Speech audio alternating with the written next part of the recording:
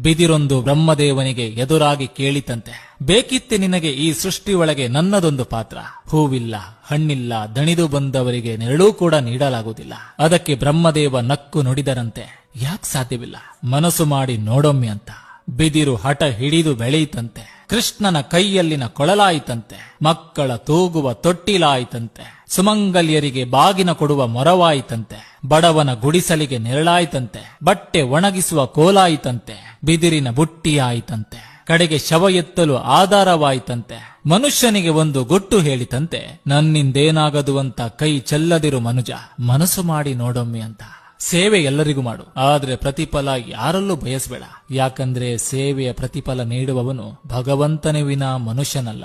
ಸಂಬಂಧ ಎಂಬುದು ಹೃದಯದಿಂದ ಕೂಡಿರ್ಬೇಕೆ ಹೊರತು ಅವಶ್ಯಕತೆಯಿಂದಲ್ಲ.